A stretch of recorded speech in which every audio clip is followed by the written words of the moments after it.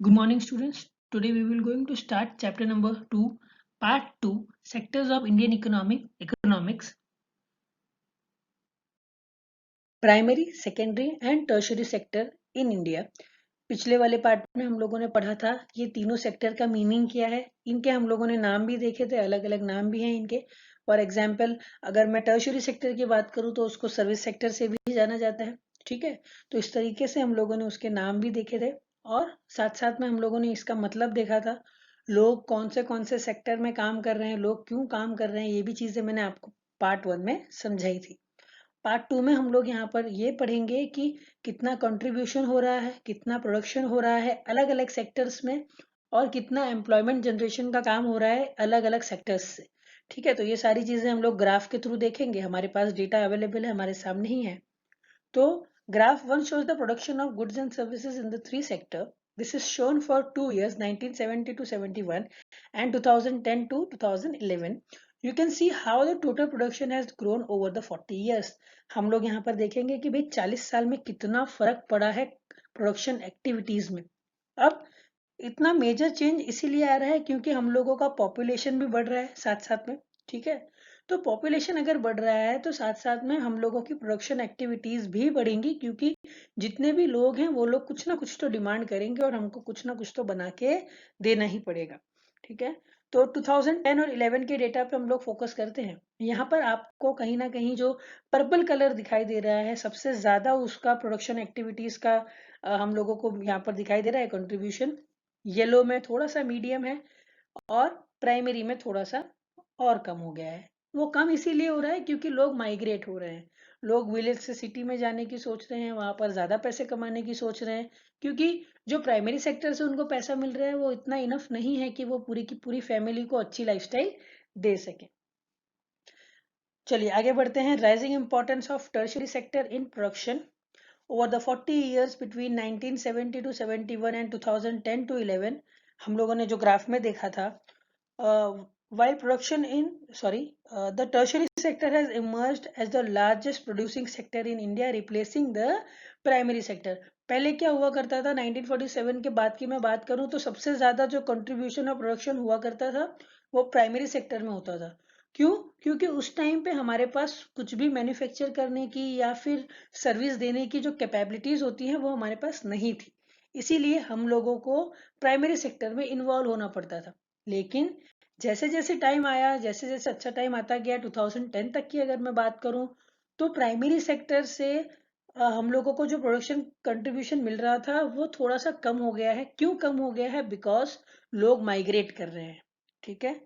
Importance क्यों बढ़ रहा है टर्शियरी सेक्टर का, अभी मैं आप लोगों को बता रहा हूँ आगे वाले एग्जाम्पल में। Why is the tertiary sector becoming so important in India?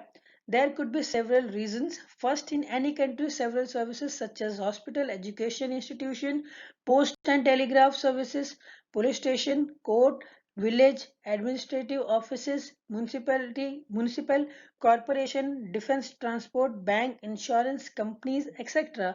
are required, and this can be considered as basic services. In a developing country, the government has to take responsibility for the provision of these services। अगर हम लोगों को ये question आता है, बहुत ही important question है, exam में बहुत बार पूछा जाता है। अगर हम लोगों को ये एग्जाम में क्वेश्चन आता है और ऐसा बोलते हैं कि भाई इंपॉर्टेंस ऑफ टर्शियरी सेक्टर क्यों बढ़ रहा है, हमको रीजन बताएं, तो उसमें हम 3 रीजन बताएंगे। सबसे पहला रीजन जो है वो कहीं ना कहीं हॉस्पिटल सर्विसेज जो है, एजुकेशनल इंस्टीट्यूशंस हैं, पोस्ट है, टेलीग्राफ सर्विसेज है, पुलिस स्टेशन है, कोर्ट, ये सारी चीजें, बैंक है, सारी चीजें आज कहीं ना कहीं बहुत ज्यादा डेवलप हो चुकी हैं। अगर मैं 2020 की बात करूं तो 2020 में आज सर्विस जो है वो सबसे ज्यादा है। आप देखिए कितनी सारी बैंक ओपन हो गई हैं। पहले सिर्फ हमको स्टेट बैंक ऑफ इंडिया या तो बैंक ऑफ बड़ौदा दिखाई देता था, अब हमारे पास HDFC है, ICICI है, बंधन बैंक है, ठीक है।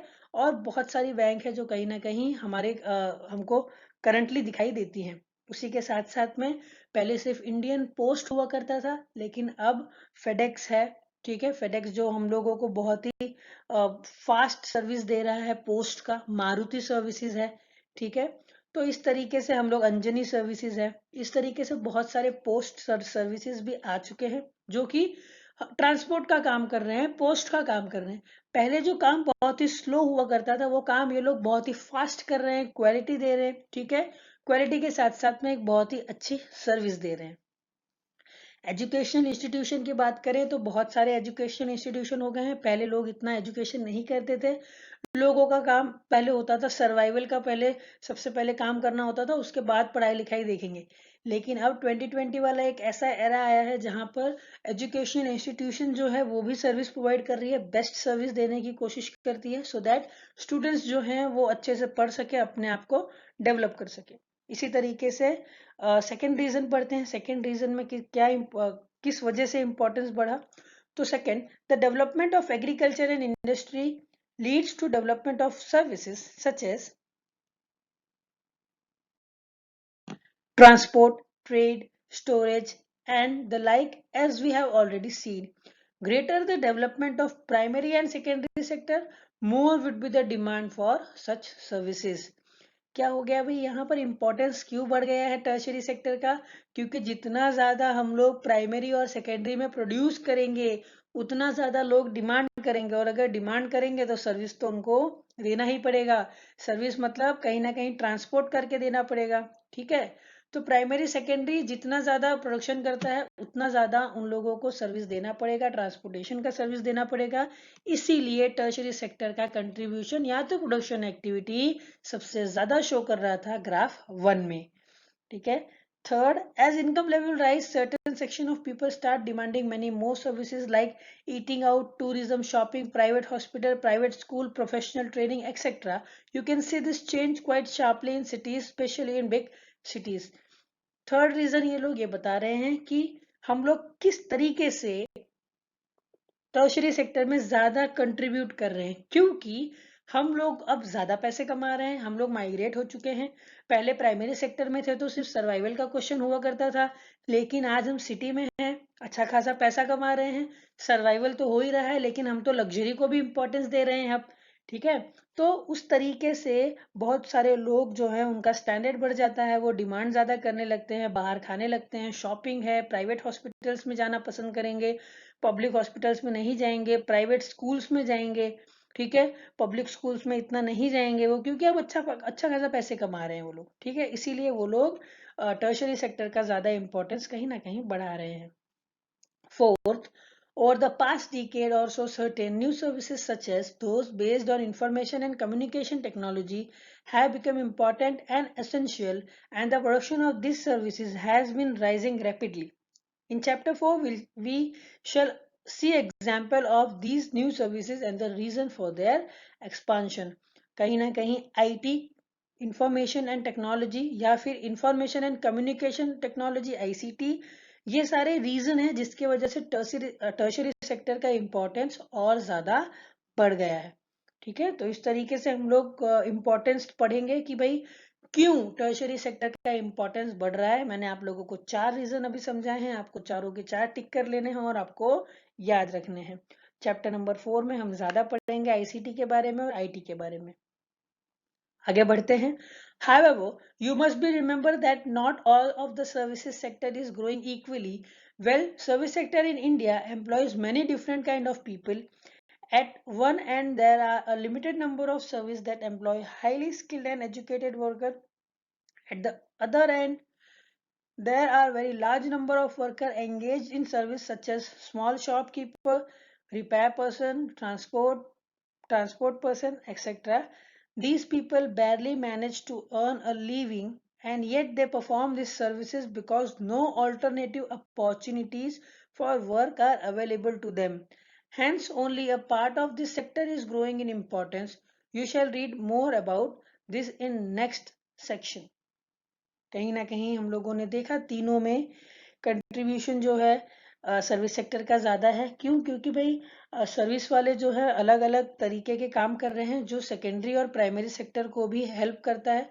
आप ऐसा भी बोल सकते हो कि कस्टमर को लिंक करता है प्राइमरी और सेकेंडरी सर्विस सेक्टर से, तो वो है सर्विस सेक्टर। चलिए, where are most of the people employed. उससे पहले मैंने आपको ग्राफ 2 एक्सप्लेन नहीं किया है, पहले वो मैं आपको एक्सप्लेन कर देता हूँ। ग्राफ 2 में बहुत ही क्लियरली बोला है सबसे ज्यादा कंट्रीब्यूशन किसका है, ठीक है। जीडीपी में, जीडीपी मैंने आप लोगों को पहले भी समझाया था, 9th वाली क्लास में पिछले साल भी समझाया था, वापस से मैं आपको बता रहा हूँ कि जीडीपी जो है हम लोगों के पूरे कंट्री में जितना भी प्रोडक्शन होता है उसको हम बोलते हैं जीडीपी। ठीक है, तो जीडीपी सबसे ज्यादा कहाँ से हम लोगों को मिल रहा है, सबसे ज्यादा कहाँ से कंट्रीब्यूशन आ रहा है, तो आप बहुत ही क्लियर देख सकते हो 2010 एंड 11 में टर्शियरी सेक्टर से सबसे ज्यादा आपको जीडीपी का कंट्रीब्यूशन दिखेगा। और हम ये भी अज्यूम कर सकते हैं कि 2020 में अगर हम लोग कंट्रीब्यूशन जीडीपी का देखें तो वो इससे भी ज्यादा आपको दिखाई देगा, क्योंकि अब just because of this lockdown and just because of this demonetisation and GST and all, हम लोगों का जो कंट्रीब्यूशन है, हम लोग डिजिटलाइज कर रहे हैं, सारी चीजें हम लोग कहीं ना कहीं डिजिटल हो रहे हैं, जिससे सर्विस का इंपॉर्टेंस और ज्यादा बढ़ रहा है और उसका कंट्रीब्यूशन भी ज्यादा बढ़ रहा है। ठीक है, चलिए ग्राफ 3 पे आ गए। अब हम यहाँ पर ग्राफ 3 में हम लोगों को बहुत इजीली बताया है। सबसे ज्यादा ग्रीन दिखाई दे रहा है हमको यहाँ पर, क्यों? क्योंकि प्राइमरी सेक्टर में ऑलरेडी लोग काम कर रहे हैं। ठीक है, अगर कहीं नौकरी नहीं भी मिलती है तो भाई हम लोग खेती तो कर ही लेंगे। ठीक है, तो एग्रीकल्चर में प्राइमरी सेक्टर में एम्प्लॉयमेंट सबसे ज्यादा दिखाई दे रहा है। अगर हम लोगों को डेवलप होना है, डेवलप्ड नेशंस में अपने आप को कंसीडर करना है, तो हम लोगों को हमारे एम्प्लॉयमेंट में थोड़ा सा चेंज करना ही पड़ेगा। टर्शरी सेक्टर में भी इसका कंट्रीब्यूशन ज्यादा होना चाहिए एम्प्लॉयमेंट में, और सेकेंडरी में भी ज्यादा होना चाहिए, जो कि अभी हमारे प्राइमरी में दिखाई दे रहा है। आगे बढ़ते हैं। Through industrial output or the production of goods went up by more than 9 times during the period, employment in the industry went up by around 3 times. The same applies to tertiary sector as well. While production in the service sector rose by more than 14 times, employment in the service sector rose around 5%. यहाँ पर बहुत clearly बोल रहे हैं, जितना ज्यादा tertiary sector बढ़ा है उतना ज्यादा एम्प्लॉयमेंट नहीं बढ़ा है। 14 टाइम्स अगर हम लोगों का टर्शरी सेक्टर में कंट्रीब्यूशन बढ़ रहा है तो उसके सामने सिर्फ 5% ही हम लोगों का, 5 टाइम्स ही हम लोगों का एम्प्लॉयमेंट बढ़ रहा है। As a result, more than half of the worker in the country are working in the primary sector, mainly in agriculture, producing only a quarter of the GDP. In the contrast to this, the secondary and tertiary sector produce 3/4 of the produce, whereas they employ less than half of the people. Does this mean that the worker in agriculture are not producing as much as they could? Question mark. यहाँ पर इन लोग बहुत ही clearly बोल रहे हैं कि भाई contribution तो बहुत ज्यादा है, जीडीपी में प्रोडक्शन में सबसे ज्यादा टर्शरी और सेकेंडरी कर रहा है काम, लेकिन फिर भी जब बात आती है एम्प्लॉयमेंट की, तो एम्प्लॉयमेंट जितना वो लोग प्रोड्यूस कर रहे हैं उसके सामने एम्प्लॉयमेंट उतना नहीं दे रहे हैं। एम्प्लॉयमेंट सबसे ज्यादा वो लोग दे रहे हैं प्राइमरी सेक्टर में। क्यों दे रहे हैं प्राइमरी सेक्टर में? अगेन तो ये लोगों ने एक और क्वेश्चन पूछा है, क्या प्राइमरी सेक्टर वाले अच्छे से काम नहीं कर रहे हैं, या फिर जो भी काम कर रहे हैं वो ज्यादा है, बल्क में है? फॉर एग्जाम्पल, छोटे से पीस ऑफ लैंड में जहाँ 4 की जरूरत है वहां पर 8 लोग काम कर रहे हैं, ऐसा है क्या? ठीक है, तो ये क्वेश्चन जो है वो हम लोग अभी थोड़ी देर में बस रीड करेंगे और हमको समझ में आ जाएगा।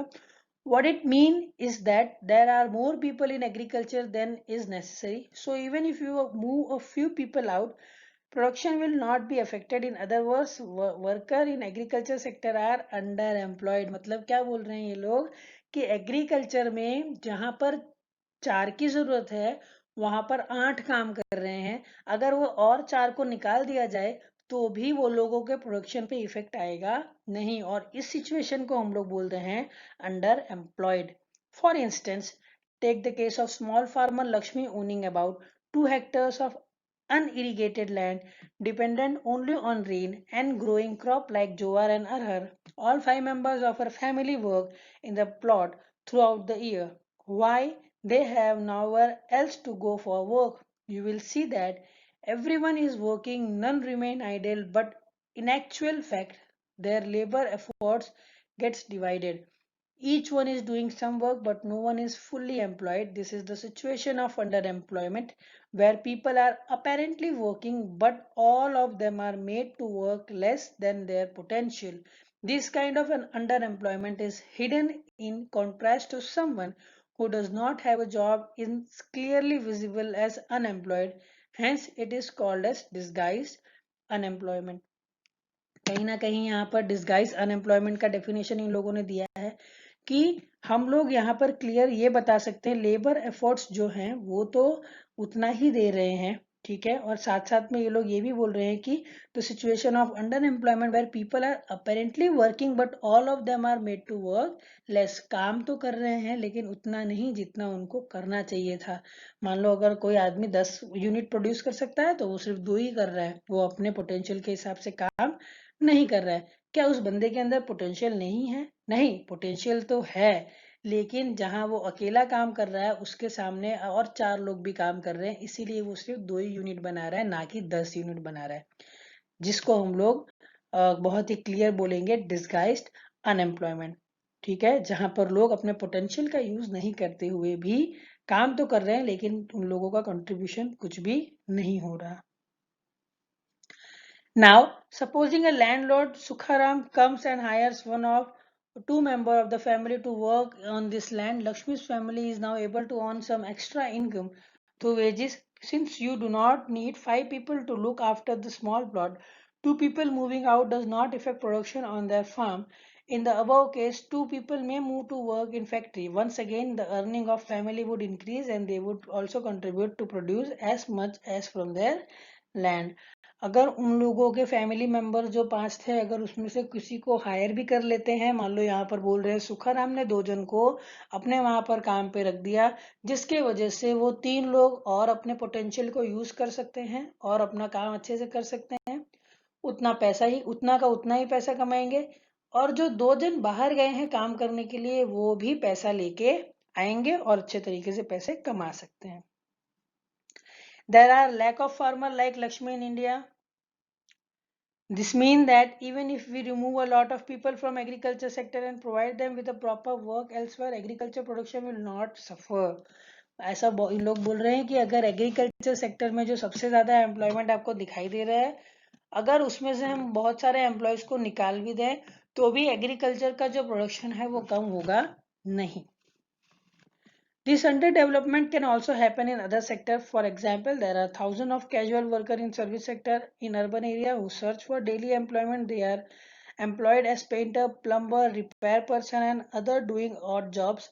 Many of them don't find work day every day. Similarly, we see other people of service sector on the street pushing a cart or selling something where they may spend the whole day but earn very little.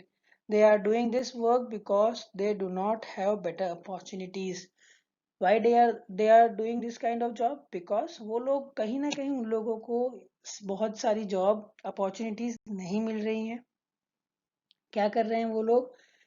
Under employment है, service sector में भी है, ऐसा जरूरी नहीं है सिर्फ primary sector में ही आपको अनएम्प्लॉयमेंट दिखाई देगा, आप लोगों को सर्विस सेक्टर में भी दिखाई देगा।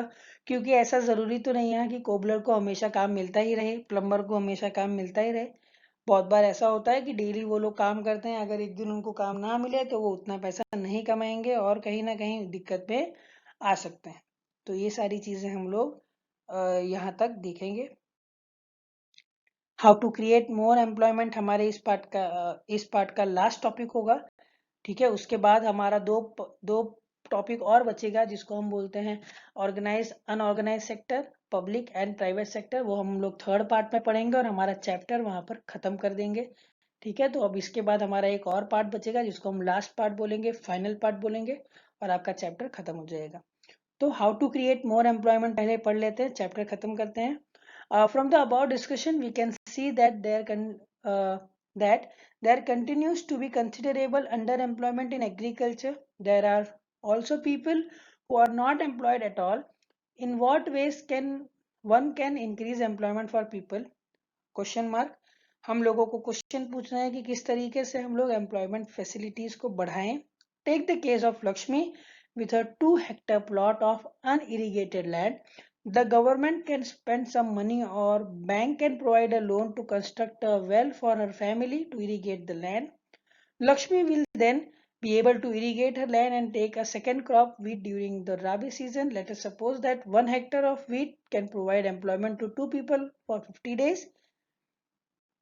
यहाँ पर ये ऐसा बोल रहे हैं कि भाई लक्ष्मी की जो जमीन है जहाँ पर अनइरिगेटेड का जो उसको टैग दिया है क्योंकि वहां पर पानी नहीं पहुंच रहा, अगर गवर्नमेंट सपोर्ट करे या बैंक लोन दे तो कहीं ना कहीं उन लोगों को पानी की सुविधा मिल जाएगी, इरिगेशन फैसिलिटीज मिल जाएगी, जिससे वो लोग अपना प्रोडक्शन कर सकते हैं। मान लो 1 हेक्टेयर में कहीं ना कहीं वीट का काम करेंगे, दूसरे हेक्टेयर में कोई और क्रॉप लगा सकते हैं, और ऑल्टरनेटिवली दोनों ही हेक्टेयर को बहुत ही ऑप्टिमाइज यूज कर सकते हैं।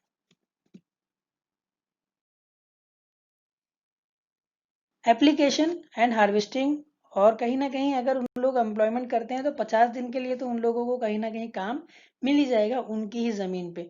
सो 2 more member of the family can employed in her own field. Now suppose a new dam is constructed and canal are dug to irrigate many such farm. This could lead a lot of employment generation within the agriculture sector itself, reducing the problem of underemployment. कहीं ना कहीं अगर dam बनाना शुरू कर दे उसी area में, तो जो भी लोग अनएम्प्लॉयड हैं वो लोग डैम बनाने के लिए जाएंगे, हेल्प करेंगे वहां पर एज अ वर्कर, और उन लोगों को जॉब मिलेगी, जिससे अनएम्प्लॉयमेंट बहुत ही कम हो जाएगा। Now suppose Lakshmi and other farmer produce much more than before. They would also need to sell some of this.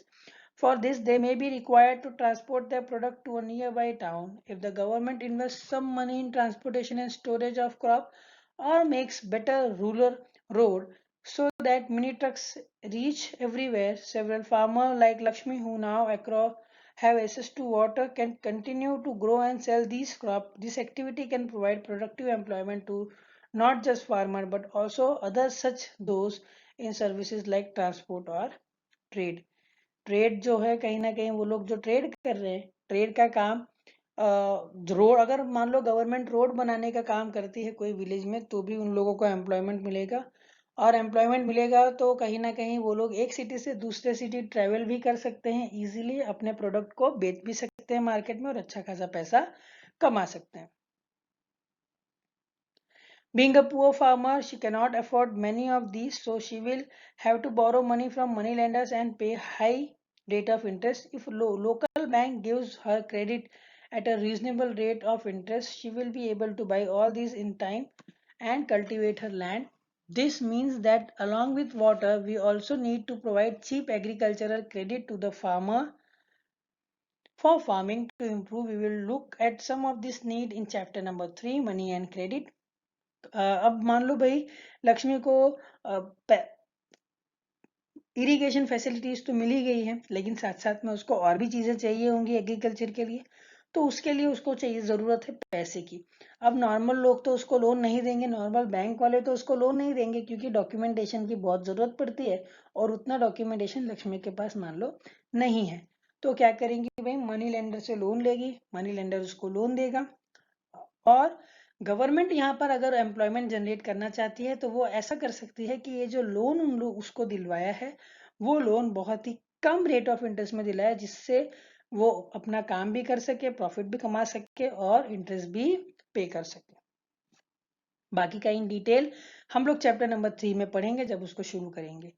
Another way by which we can tackle this problem is to identify, promote, and locate industry and services in semi-rural areas where a large number of people may be employed. For instance, suppose many farmers decide to grow arhar and chickpea, setting up a dal mill to produce and process these and sell in the cities is one such example. Opening a cold storage could give an opportunity for farmers to store their product like potatoes and onion and sell them when the price is good.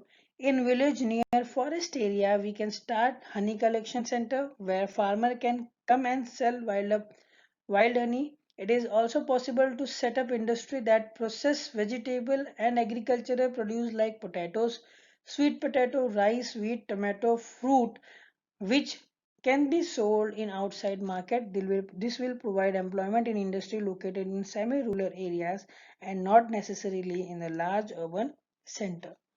कहीं ना कहीं अगर government जो है वो इस तरीके से आइडेंटिफिकेशन करे और लोकल इंडस्ट्री को प्रमोट करे, तो बहुत सारे फार्मर ऐसे हैं जो अपना जो चिकपी है और जो अरहर है वो सारी चीज़ें अच्छे से ग्रो कर सकते हैं। उसी के साथ साथ में दाल मिल भी बना सकते हैं वो, ठीक है। कोल्ड स्टोरेज अगर ओपन कर देती है गवर्नमेंट कोई विलेज में, तो उसका भी वो लोग यूज़ कर सकते हैं, ठीक है। फॉरेस्ट में एक हनी कलेक्शन सेंटर अगर ओपन कर दे तो वहां पर भी वो लोगों को हेल्प मिल जाएगी इन टर्म्स ऑफ एम्प्लॉयमेंट, ठीक है। वेजिटेबल मार्केट ओपन कर सकते हैं जहां पर अगेन उन लोगों को हेल्प मिल जाएगी, ठीक। तो इस तरीके से एम्प्लॉयमेंट की सिचुएशन और एम्प्लॉयमेंट के प्रॉब्लम को टैकल किया जा सकता है। Do you know that in India 46.9% of the population belong to the age group of 5 to 29? Out of this, only about 52% are attending education institution and rest are not. They may be at home or may of them may working as a child. यहाँ पर 46.9% लोग जो हैं वो कहीं ना कहीं 5 to 29 के एज ग्रुप में आते हैं, फिर भी उसमें से 50% लोग जो हैं 52% जो पर्सन्स हैं वो एजुकेशनल इंस्टीट्यूशन में पढ़ाई नहीं कर रहे, वो कहीं ना कहीं काम कर रहे हैं। Labourer, if the children are to attend school we are required more buildings, more teachers and other staff. यहाँ पर क्लियरली बोल रहे हैं कि अगर आप लोगों का एम्प्लॉयमेंट और जनरेट करना है तो आप बच्चों को स्कूल भेजें। स्कूल भेजने के लिए स्कूल बनाना पड़ेगा, जिसके लिए बिल्डिंग्स बनेगी तो एम्प्लॉयमेंट अपने आप जनरेट होगा। इस तरीके से ये लोग सजेशंस दे रहे हैं। साथ साथ में अगर हॉस्पिटल सर्विस भी बढ़ाई जाए तो नर्स और डॉक्टर्स की भी ज़रूरत पड़ेगी, हेल्थ वर्कर्स की ज़रूरत पड़ेगी, उससे भी आप लोग एम्प्लॉयमेंट बढ़ा सकते हो। लेटर ऑन इन लोगों ने ये भी बताया था कि टूरिज्म इंडस्ट्री को अगर हम ज़्यादा डेवलप करें तो अराउंड 35 लाख पीपल जो हैं एम्प्लॉय हो सकते हैं। और यहाँ पर गवर्नमेंट ने राइट टू वर्क का एक एक्ट निकाला था जो कि 200 डिस्ट्रिक्ट में निकाला था। लेटर ऑन उसको एक्सटेंड किया गया था 130 डिस्ट्रिक्ट और, ठीक है। उसके साथ साथ इस एक्ट को हम लोग नाम देते हैं national rural employment guarantee act 2005, NREGA 2005 बोलते हैं, जहां पर गवर्नमेंट ने इन लोगों को 100 डेज एम्प्लॉयमेंट देने की गारंटी दे रखी है। इस तरीके से हम लोग इस एम्प्लॉयमेंट को एम्प्लॉयमेंट वाली जो प्रॉब्लम है उसको सॉल्व करेंगे और हम अपने इंडिया को अच्छे तरीके से आगे लेके जा सकते हैं अगर अच्छे तरीके से एम्प्लॉयमेंट फैसिलिटी दें तो। आज के पार्ट में हम लोग इतना ही पढ़ेंगे। बाकी का जो नेक्स्ट पार्ट होगा आपका फाइनल पार्ट होगा। इस पार्ट में मैं नहीं बना रहा हूँ क्योंकि 27 मिनट्स ऑलरेडी हो चुके हैं और उस पार्ट को और कहीं ना कहीं 15 से 20 मिनट लग सकता है, तो वो पार्ट मैं एक्स्ट्रा से अलग बनाऊंगा। फाइनल पार्ट होगा आपका चैप्टर का, ठीक है।